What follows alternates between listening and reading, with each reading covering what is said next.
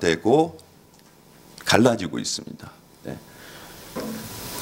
네. 그리고 아마존과 월마트가 디지털 영화 유통에 뛰어들고 있다. 네. 이거는 이제 공급 사슬의 분화 현상과 좀 관련이 되고 있고요. 그리고 이 소비 측면과 공급 측면 양쪽을 보면은 또 소비자의 참여와 창작, 그리고 아까 이제 바로 이제 교수님 오 교수님인가 말씀하셨지만 이제 맞춤화를 어떻게 할 것이냐, 네, 이런 부분. 그리고 아까 말씀드렸지만 접근 채널에서의 디지털 융합과 플랫폼의 중요성, 이런 것이 강조되고 있고요. 네, 아까 제가 말씀드렸지만은 디지털화가 진행되면서 문화예술 콘텐츠, 네, 빅데이터입니다, 자체가. 일단은 빅데이터라는 게 뭐냐, 뭐냐기보다 의미가 뭐냐, 산업 자체가 빅데이터가 자체입니다. 지금 보시겠지만 영화에 그 하나 찍는데 보통 이제는 뭐 20TB 정도의 데이터가 생기고요. 그리고 이제는 데이터가 너무 많아지니까 헐리우드 제작 팀에 데이터 카우보이가 등장하고 있습니다. 이 사람들 뭐냐면 데이터 관리해 주는 사람입니다. 데이터가 너무 많으니까. 네. 이게 이제 전형적인 공급 사슬입니다. 보시겠지만 이제 컨텐츠를 만들고 이거를 글로벌 디스트리뷰션하고 지역 디스트리뷰션하고 뭐 등등 해서 이제 이쪽에서 돈을 버는 얘기인데, 여기 보면 IP 트랜잭션 있습니다. 이게 IP 아시죠? 인터넷 프로토콜. 네, 이게 이제 재미있는 현상인데, 이제는 여러분이 컨텐츠를 소비를 할 때 여러분이 사용하는 그 기기 매체가 핸드폰이든지 TV든지 어떤 디지털 기기가 될 텐데, 거기에는 뭐가 있느냐? 앞으로는 IP 주소가 있습니다. 이게 의미가 있습니다, 빅데이터에서는. 네. 그리고요, 요것도 이거는 이제 음악에 관한 이건 출판에 관한 이제 전체 이제 가치사슬 흐름도 바뀌고 있습니다. 뭐 출판에 관한 얘기는 여기서 그렇게 오래 제가 말씀을 안 드리겠고요.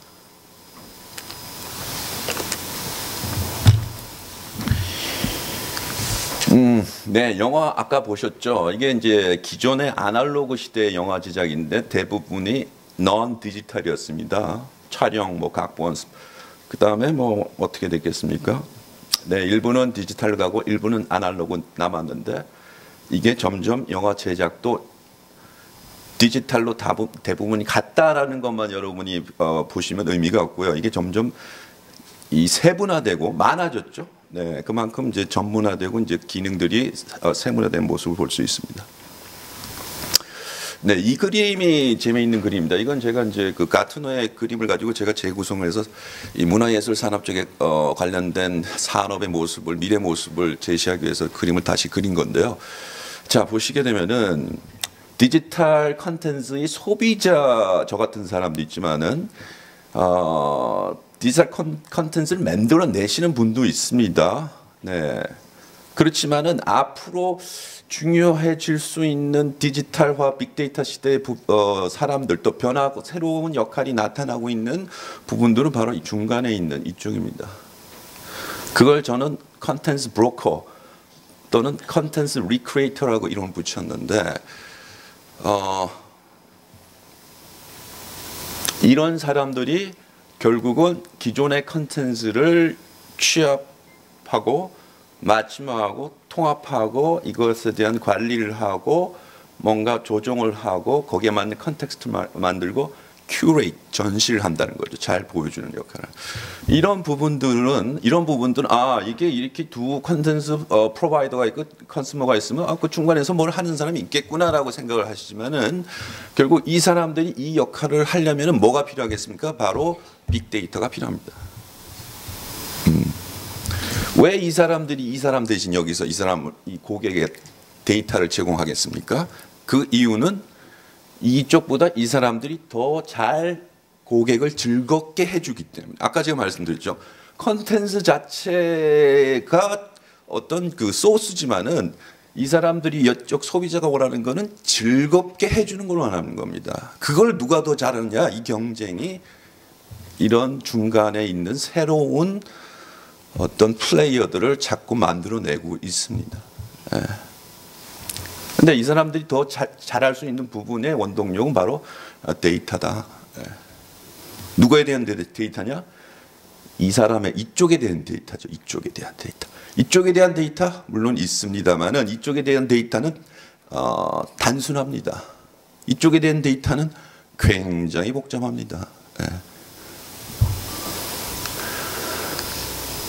그래서 제가 이제 그 정리를 좀 해드리면은 앞으로는 즐거움, 그걸 저는 고객 경험이라고 표현을 했습니다. 즉 고객 경험이 최고입니다. 네, 고객 경험을 공짜로 즐길 수 있으면 더욱더 좋습니다. 네.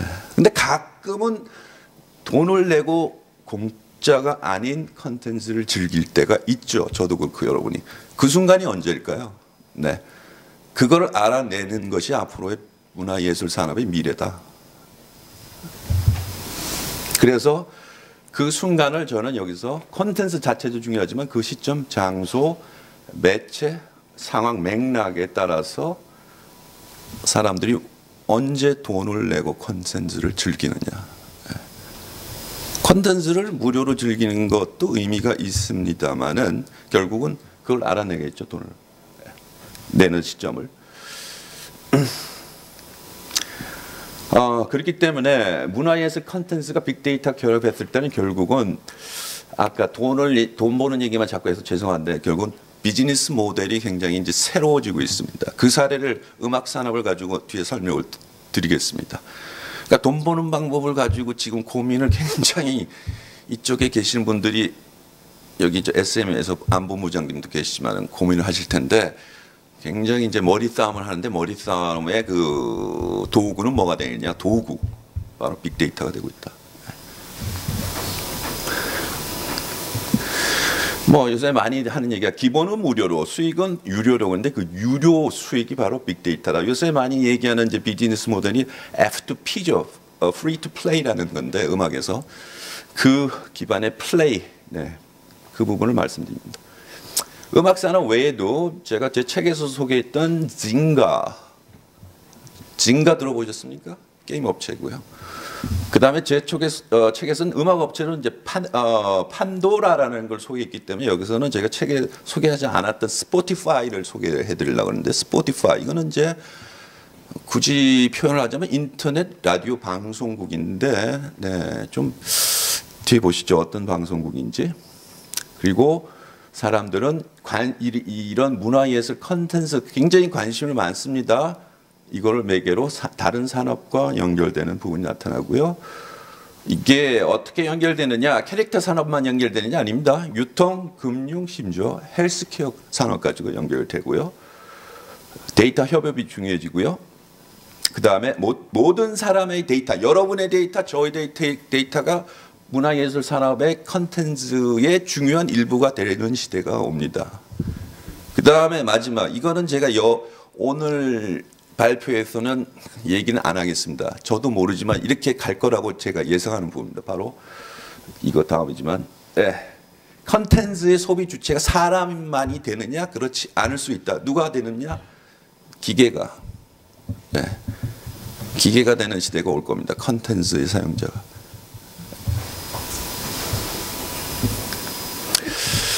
네, 일반적으로 콘텐츠 맞춤화에 대해서 좀 말씀을 드리면은 이 중요한 부분이 이제 결국은 전체 고객을 이해해서 거기에 잘 맞춰서 거기에 관련된 내용을 잘 보여주고 그걸 캠페인하는 이 과정입니다. 이 과정이 이제 우리가 빅데이터를 가지고 마케팅을 하는 과정인데 이 과정을 이렇게 보시면은 여러분이 이건 무슨 얘기인지 하는지는 알겠는데 저게 실제로는 어떻게 적용이 되느냐라고 궁금해하실 것 같아서요. 그 과정에 관련되는 몇 가지 사례들을 소개를 올리겠습니다. 네, 여러분이 아마존에서 책을 사 보셨으면은 아시겠지만 이 컨텐츠를 맞춤하는 가장 고전적인 사례가 바로 아마존의 그 책을 추천하는 사례죠. 네. 여기서 보면은 아마존이 추천 엔진은 재방문자를 인식해서 이들의 관심사를 판별하고 거기에 따라서 사용자의 경험을 달리해주고 있습니다. 경험을 즐겁게, 경험을 더 좋게. 그래서 이런 부분들이 이제 결국 다른 분야까지 확산되고 있는데요. 네, 이거는 이제 영화입니다. 영화 산업 아까 계속 말씀하셨는데 영화 산업뿐만 아니라 여기서 이제 TV 제작이네요. TV 제작에 관련돼서도 맞춤화가 뭐 이런 사례가 있어서 말씀을 드리면은 넷플릭스라고 아시죠? 영화 이제 그 스트리밍 서비스 하는 데인데 여기서도 보면은 3억 3천만 고객이 있습니다. 전 세계. 여기서 이 사람들이 컨텐츠 리크리에이션을 하는 사람입니다. 아까 보셨던 컨텐츠 리크리에이션. 네, 이 사람들이 보니까 결국 이 사람들이 자기네 서비스를 이용하는 고객들이 스트리밍 비디오를 가지고 이제 서비스를 받으려면 사람들이 이걸 가지고 영화를 보지 않습니까? 보다가 패스트 포워드 하기도 하고 뒤로 넘겨서 다시 보기도 하고 또 다시 뭐 이거를 스탑시켜서 보기도 하고 이런 것들을 모든 데이터를 가지고 분석을 하고 또 검색하는 데이터를 분석을 해보니까 사람들이 감독은 데이비드 핀처, 배우는 케빈 스페이시, 드라마는 영국의 하우스 오브 카즈라는 것을 좋아하더라는 것을 발견했습니다. 네. 그래서 어떻게 했습니까? 네, 바로 데이비드 핀처 감독의 주연은 케빈 스페이시의 미국판 하우스 오브 카드를 결국은 제작을 했죠. 네. 이거는 굉장히 이제 시작에 불과할 것 같고요. 그래서 결국 컨텐츠라는 것만 가지고 사람들은 즐거울 수 없고 돈을 벌 수가 없다. 아까 말씀드렸죠. 사람이 컨텐츠를 즐기는 순간 돈을 기꺼이 지불하는 순간을 찾아내는 게 중요하다 말씀드렸습니다. 네, 그거를 좀 더 세분해서 보면은 어떤 기기에 맞춰 컨텐츠를 이용하는가, 내가 컨텐츠를 즐길 준비가 돼 있는지, 그다음에 내 취향에 맞는 컨텐츠 옵션들이 무엇인지. 네, 컨텐츠 옵션이라는 표현은 여러분 좀 처음 들어보시나요? 쉽게 얘기해서 여러분의 취향에 맞는 같은 곡이라도 음악도 다른 스타일로 편곡된 노래를 여러분이 앞으로는 원하실 수가 있다. 그 다음에 과거 형태에 따라서 언제 어떤 컨텐츠를 선택하기 원하는지, 그다음에 이게 또 중요하죠. 나만 좋은 거는 즐겁지 않습니다. 즉 나와 같이 내가 잘 아는 사람들이 이 컨텐츠를 보고 즐거워하면 나도 즐겁다. 이런 것까지 찾아내야 되겠죠. 그다음에 내가 이용한 만큼 지불한다. 이것도 중요한 부분입니다.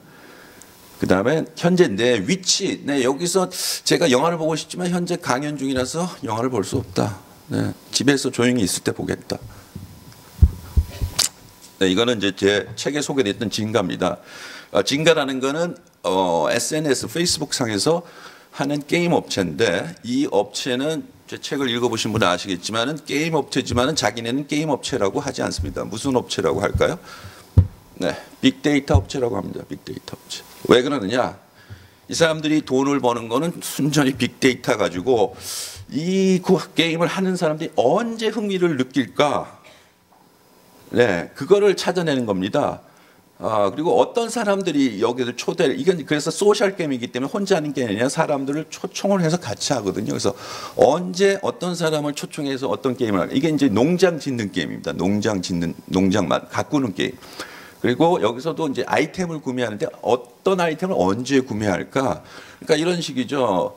그러니까 이 지금 게임하는 사람이 굉장히 애국심이 투철한 사람이다. 그러면 이런 사람한테는 광복절 날 태극기 문양이 들어간 트랙터를 사라 그러면 살 것 같다. 이런 식입니다. 네. 그런 거를 찾아내는데 바로 결국 빅데이터에서 하는 여러 가지 이제 이런 발견의 방법들을 제가 써놨는데 사람들이 즐겨하는 어떤 행동 패턴을 모델링하고 사람과 이벤트, 인물들, 주제들 간의 상관관계를 찾아내고 그다음에 그 사람의 사회, 정치, 환경적인 관심사와 게임과 뭐가 관련된을 찾아내고 기존 콘텐츠 관련해서 사람들의 활동과 이런 것들을 트래킹하고 그다음에 어떤 이상징후, 이거는 좀 이 사람이 다른데 게임하는 게 이런 걸 찾아내고 이런 것들을 다 데이터로 파악하는 거죠. 네. 그래서 전형적인 이 게임 업체는 돈은 빅데이터로 보는 빅데이터 기업입니다.